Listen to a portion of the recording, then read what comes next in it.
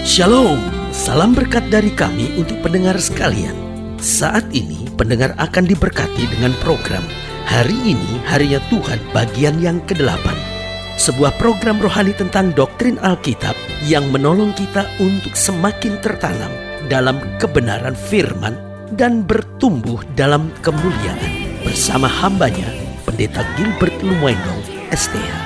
Banyak orang merasa doktrin Alkitab sebagai sesuatu yang membingungkan. Tetapi tahukah saudara bahwa doktrin Alkitab intinya adalah memahami Alkitab dengan benar, dengan pemahaman yang sistematis, sehingga kita terus dapat tertanam di dalam kebenaran firman, sehingga kita terus bertumbuh di dalam kemuliaan Allah.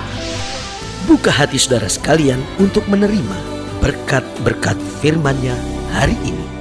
Hal yang paling hakiki dan paling mendasar di dalam kekristenan kita adalah bahwa yang kita sembah adalah Allah yang kudus. Dia bukan sekedar Allah yang maha kuasa, dia bukan hanya sekedar Allah yang bertahta di sorga, tetapi dia juga adalah Allah yang maha kudus. Nah, apa artinya dia Allah yang maha kudus? Yang pertama kita pelajari, karena dia Allah yang maha kudus, berarti dia Allah yang tidak dapat diduakan. Allah yang tidak dapat diduakan. Karena itu jelas di dalam Dasatita, di dalam 10 hukum, di dalam Ten Commandment, jelas jangan ada Allah lain di hadapanku. Dia tidak dapat disetarakan, dia tidak dapat disamakan dengan Allah yang bagaimanapun, Allah yang seperti apapun, karena dia Allah yang kudus, Allah yang mulia, Allah yang ada di dalam kebenaran dan kuasanya. Haleluya. Yang kedua, kalau kita bicara tentang Allah yang kudus, apa artinya? Dia Allah yang membenci segala bentuk perzinahan. Karena Alkitab berkata semua dosa dikerjakan di luar tubuh, tetapi dosa perzinahan dikerjakan di dalam tubuh. Nah, ini bukan berarti bahwa Allah mengiyakan dosa yang lain. Allah tegas terhadap dosa. Alkitab berkata jika mata kanan kamu menyesatkan, cungkillah. Berarti Allah itu tegas dalam dosa, tetapi dia sangat membenci perzinahan. Kenapa? Karena perzinahan itu menghancurkan tubuh kita yang adalah bait Allah, yang adalah rumah dari Roh Kudus yang sejati. Haleluya. Yang ketiga saya pelajari, kalau kita menyadari dia Allah yang maha kudus, apa artinya? Dia Allah yang menghargai kebenaran dan kesucian di atas segala-galanya. Betul dia senang melihat kita melayani, betul dia senang melihat kita berkorban bagi dia. Tetapi saudaraku yang kekasih dalam Tuhan, dia menghargai kebenaran dan kesucian di atas segala-galanya. Artinya saudara boleh melayani Tuhan, tetapi jika hidupmu tidak benar, hidupmu tidak suci, tidak ada artinya sama sekali. Engkau boleh saja mengorbankan apa saja yang kau punya untuk Tuhan dan pekerjaannya, tetapi jika hidup kita sendiri tidak benar dan tidak suci, maka tidak ada artinya sama sekali. Dan yang keempat, apa artinya? Allah kita adalah Allah yang kudus. Yang keempat saya pelajari, berarti Allah kita adalah Allah yang senantiasa mau memurnikan kita. Bukan sekedar dia mau memberkati kita, tetapi dia mau memurnikan kita, sehingga kita dijadikannya sebagai mempelai Kristus yang tak bercacat celah di hadapannya. Haleluya. Selamat datang dalam program kita hari ini, Harinya Tuhan. Sebuah program rohani yang kembali mengingatkan kepada kita betapa pentingnya kita menjadikan firman Tuhan sebagai dasar keseharian hidup kita. Karena selama kita menjadikan firman Tuhan sebagai dasar keseharian hidup kita, langkah-langkah ke depan kita penuh dengan kepastian, kemenangan, berkat, mujizat, dan perkara-perkara yang besar. Haleluya. Dan dalam program ini kita memang sedang membahas tentang melanggar kekudusan. Karena dia Allah yang kudus, biarlah kita senantiasa berjalan dalam kekudusan dan kemuliaan namanya. Haleluya. Nah, saudaraku yang kasih dalam Tuhan, dalam program ini, dalam pembahasan tentang melanggar kekudusan, kita mau sama-sama belajar dari Yeskiel pasal 20, Yeskiel pasal 20 ayatnya yang ke-39. Yeskiel pasal 20 ayat yang ke-39 sampai ayatnya yang ke-44. Demikianlah firman Tuhan. Yeskiel pasal yang ke-20 ayat 39 sampai 44. Hai kamu kaum Israel, Beginilah firman Tuhan Allah, biarlah masing-masing pergi beribadah kepada berhala-berhalanya, tetapi kemudian kamu akan mendengarkan aku dan tidak lagi melanggar kekudusan namaku. Perhatikan kalimat ini, tidak lagi melanggar kekudusan namaku yang kudus dengan persembahan-persembahanmu dan berhala-berhalamu.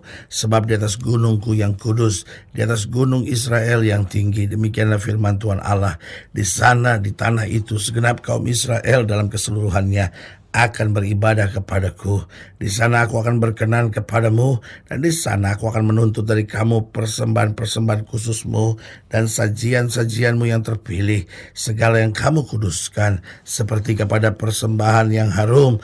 Aku berkenan kepadamu pada waktu aku mengeluarkan kamu dari tengah bangsa-bangsa dan mengumpulkan kamu dari negeri-negeri di mana kamu berserak, dan aku akan menunjukkan kekudusanku kepadamu di hadapan bangsa-bangsa, dan kamu akan mengetahui bahwa akulah Tuhan pada waktu aku membawa kamu masuk ke tanah Israel, ke negeri yang dengan sumpah telah kujanjikan memberikannya kepada nenek moyangmu.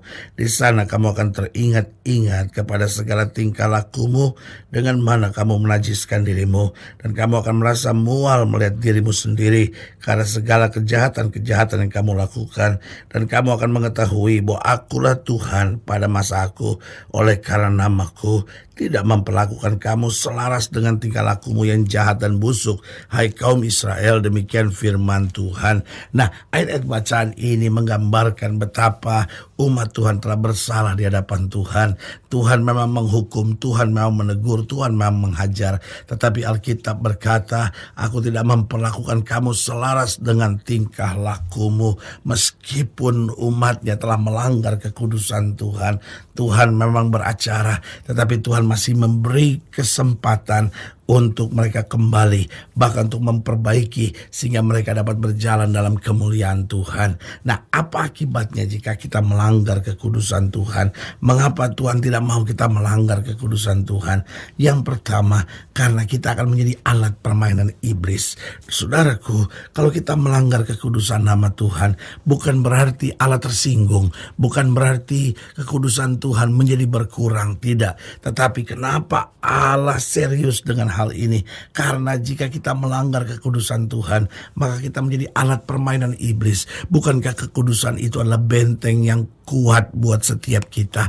Artinya selama kita berjalan dalam kekudusan, selama kita hidup dalam kekudusan Allah, dan selama kita menghargai kekudusan Allah, maka apa yang terjadi? Kekudusan itu menjadi benteng dalam hidup kita. Saudaraku, setan gak peduli dengan orang-orang yang khotbahnya hebat, setan gak peduli dengan orang-orang yang menyembahnya hebat, setan gak peduli dengan orang yang doanya hebat. Saudara, engkau boleh berkhotbah dengan hebat, engkau boleh punya karunia hebat, engkau boleh menyembah dengan hebat, engkau boleh berdoa dengan hebat, tetapi jika engkau tidak hidup dalam kekudusan, maka engkau menjadi alat permainan iblis. Yang dikhawatirkan hari-hari ini di ladang-ladang pelayanan, orang sedang memikirkan bagaimana saya berkhotbah lebih baik, bagaimana saya main musik lebih baik, bagaimana saya menyembah Tuhan lebih baik, bagaimana saya berdoa dengan lebih hebat. Semuanya tidak salah, semuanya itu bagian bagaimana kita bertanggung jawab untuk meningkatkan diri dan meningkatkan kualitas pelayanan kita. Tetapi jangan lupa dasar dari pelayanan itu sendiri,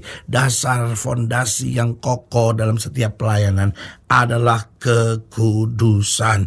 Karena orang-orang yang berkhotbah dengan hebat, orang-orang yang berdoa dengan hebat, orang yang punya karunia hebat, orang yang bisa menyembah dengan hebat, tetapi tanpa kekudusan, yang terjadi kita hanya menjadi alat permainan iblis. Iblis akan mudah menggoncangkan kita dan akhirnya menjerumuskan dan menjatuhkan kita. Jadi apa akibatnya jika kita melanggar kekudusan Tuhan? Yang pertama, kita menjadi alat permainan iblis. Yang kedua, apa akibatnya jika kita melanggar kekudusan Tuhan? Maka kita berada di bawah hukuman Tuhan. Saudaraku yang kasih dalam Tuhan, tidak ada kata lain. Orang yang melanggar kekudusan Tuhan pasti berada di bawah hukuman Tuhan.